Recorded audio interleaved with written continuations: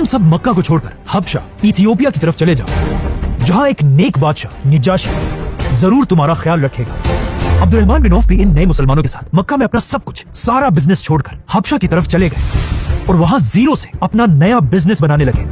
काफी अरसा हबशा में रहने के बाद अब्दुर्रहमान बिन औफ वापस मक्का आए, जहाँ अब भी उनका बहुत बड़ा बिजनेस एस्टेब्लिश था। लेकिन जैसे ही वो मक्का पहुंचे, मुसलमान अब मक्का से मदीना की तरफ हिजरत करने की प्लानिंग कर रहे थे, जिसके बाद आहिस्ता आहिस्ता मुसलमान मक्का से मदीना की तरफ शिफ्ट होने लगे। लेकिन जब अब्दुर्रहमान बिन औफ के जाने का वक्त आया, मक्का के सारे बड़े सरदार आकर अब्दुर्रहमान बिन औफ के सामने बैठे और उनसे कहने लगे कि अगर आप भी मक्का को छोड़कर चले जाएंगे तो मक्का की सारी इकोनॉमी तबाह हो जाएगी। मतलब अब्दुर्रहमान बिन औफ के पास इतनी दौलत थी कि उनके जाने से पूरे मक्का की इकोनॉमी क्रश हो सकती थी।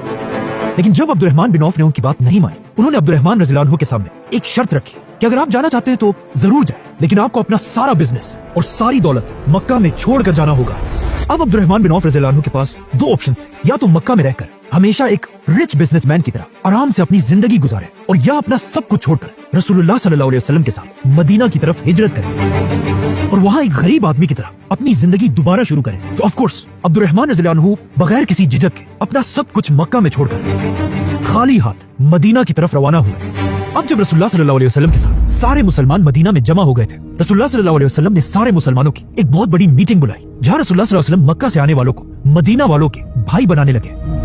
इसी तरह हर मुहाजिर को एक एक अंसारी का भाई बना दिया गया। लेकिन दो मुसलमानों को भाई बनाने से पहले आप सल्लल्लाहु अलैहि वसल्लम ये बात जरूर देखते थे कि जिस मुहाजिर का इससे पहले मक्का में जो स्टेटस था, अब उसे मदीना में भी सेम स्टेटस के अंसारी का भाई बना दिया जाता था। मतलब किसान को किसान के साथ और बिजनेसमैन को बिजनेसमैन के साथ। इसीलिए जब मक्का के सबसे अमीर सहाबी अब्दुर्रहमान बिन औफ को भाई बनाने का वक्त आया, तो उनका भाई रसूलुल्लाह सल्लल्लाहु अलैहि वसल्लम ने मदीना का सबसे अमीर आदमी साद बिन रबी को बनाया। जैसे ही साद बिन रबिया अब्दुर्रहमान रज़ियल्लाहु अन्हु को अपने घर लेकर गए, हजरत साद ने अब्दुर्रहमान से कहा कि मैं मदीना के सबसे अमीर लोगों में से एक हूँ, लेकिन मेरी ये ख्वाहिश है कि मेरे पास जो कुछ भी है उसका आधा मैं आपको दे दूं। लेकिन अब्दुर्रहमान रज़ियल्लाहु अन्हु ने उन्हें जवाब दिया कि नहीं, अल्लाह आपके माल को और भी बढ़ाए, मैं बस आपसे सिर्फ एक ही चीज चाहता हूँ कि आप मुझे बाजार का रास्ता बताएं। तो वो अब्दुर्रहमान रज़ियल्लाहु अन्हु को मदीना के सबसे बड़े बाजार यहूदियों के बाजार लेकर गए, क्योंकि उस वक्त मदीना की सारी इकोनॉमी पर यहूदियों का कंट्रोल था और यहूदियों के सबसे बड़े बिजनेसमैन का नाम था अबू राफे। यहूदियों ने बहुत ही चालाकी से मदीना की पूरी इकोनॉमी को अपने कंट्रोल में रखा था। जैसे ही कोई काफिला मदीना के करीब पहुंचता था, तो मदीना पहुंचने से पहले यहूदी चुपके से जाकर सारी इंपॉर्टेंट चीजें सस्ते में खरीद लेते थे और फिर वही काफिला मदीना पहुंचकर अरबों को महंगी चीजें बेचता था। इस सब का अरबों को पता भी था, लेकिन वो यहूदियों को कुछ नहीं कह सकते थे, क्योंकि उनके सारे बड़ों ने यहूदियों से सूद पर बहुत ज्यादा कर्जे लिए हुए थे। तो अब अब्दुर्रहमान रज़ियल्लाहु अन्हु के लिए सबसे बड़ा चैलेंज ये था कि वो यहूदियों की स्ट्रॉन्ग मार्केट में अपना बिजनेस एस्टेब्लिश करें। तो अपने पहले दिन अब्दुर्रहमान बिन औफ यहूदियों की इस मार्केट में इधर उधर फिरते रहे और गौर से इस मार्केट को स्टडी करने लगे। और काफी स्टडी करने के बाद आखिर उन्हें समझ आ गई कि उन्हें कौन सा बिजनेस करना है।